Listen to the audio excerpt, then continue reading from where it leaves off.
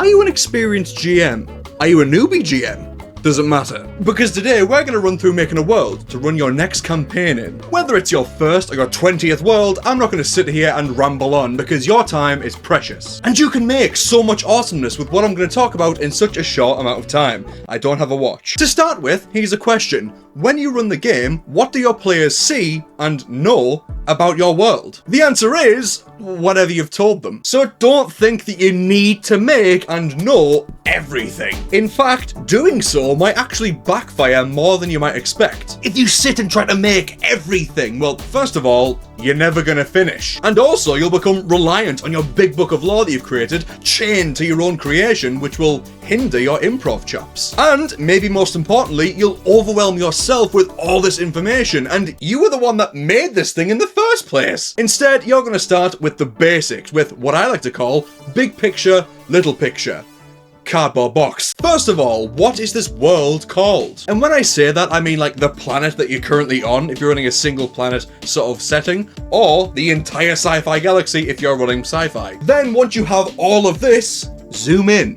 Where are your players going to start? Is it a town? Is it a forest? Is it a mountain path? What's its name? The reason I suggest focusing on big picture, small picture is because when you're running your world in your campaign, your players will only see their current view, as in small picture, and the grandest scope. We're on a planet or a sci-fi galaxy called X or Y.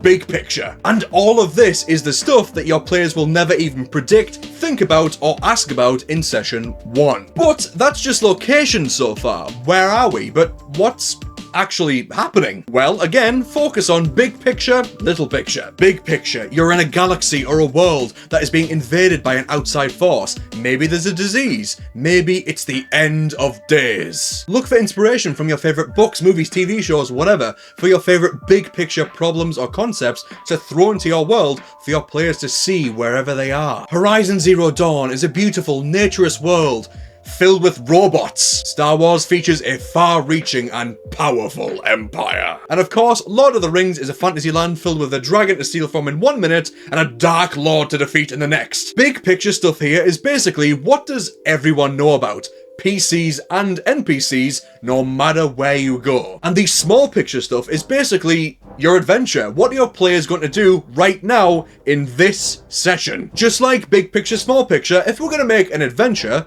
start at the end, then make the beginning, and then make the middle. So, big picture for this adventure, what is your goal? Maybe it's to escort a caravan, maybe it's to travel to a dungeon so you can enter it next session, or to find and investigate a fallen meteorite. And then small picture. Where do they start? We already covered this with town, forest, or mountain path. Choose one of those or make your own. And then to tie all of this video together, the middle. I've mentioned big picture, small picture with the world, the planet, and where you start. The big problem and the current mission or quest. The end goal of the session and the start. And what actually happens between these 2 points of varying size should actually be kept quite flexible. I said before to not make your entire world, and I cannot stress this enough. You might make a massive setting and plot that weaves together beautifully, but the beautiful monkey in the wrench to all of this is the players and their choices. As a DM or a GM, make the big picture and the small picture the end and the beginning, but don't make everything in between. Because if you do decide the end and the start and everything else in between, then the players aren't playing the game. They're just watching a movie or reading a book, or they're on a theme park ride. They're not actually participating in the plot because, well, you already decided it. Let me tell you, I've run a bunch of different campaigns in a bunch of different worlds. And no matter how much I've tried to prepare everything, what your players choose to do, what your players do in session, becomes and should become your main driving force and your main focus. And here's the secret to world building.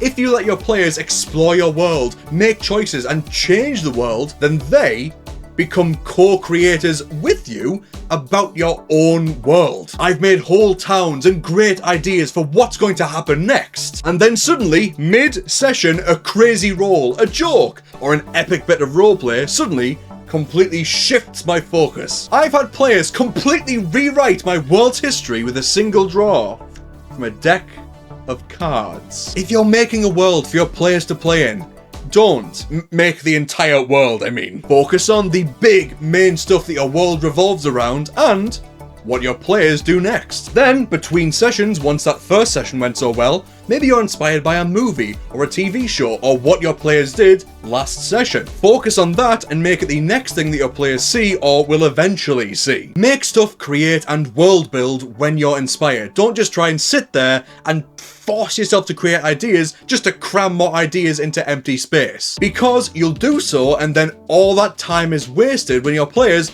pick one of your ideas and follow that thread, and then once they do so, you'll think, that was actually fun. It was fun when your players interacted with it, and then that's what you actually want to focus on and not any of those other ideas. By doing so, bit by bit, you will eventually create your entire world, and not by making every empty valley or boring stroll through the woods, but by constructing this interesting path in front of your players as they play. If your players get to make real, impactful decisions and feel like they're changing the world, then they will pick the simpler setting over the much more complex and time-consuming to make setting that they don't really get to interact with. And remember, your players don't get to see what's behind the screen. They don't get to see how bloated or efficient your world building is. They don't see what you haven't prepared. So, don't strain yourself. Make the far-off horizon that your players can see but not change, for now, and the local area that your players can change. And when they do make changes to their local area, and they move out of that local area, just make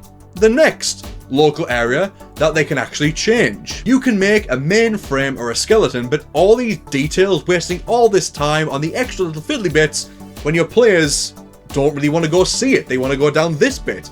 Don't waste your time.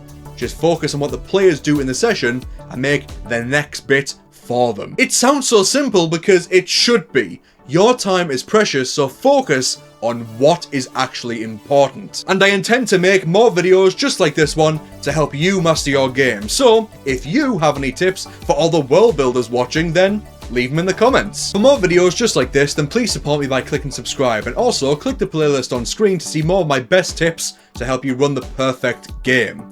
I love you all, and I'll see you next time.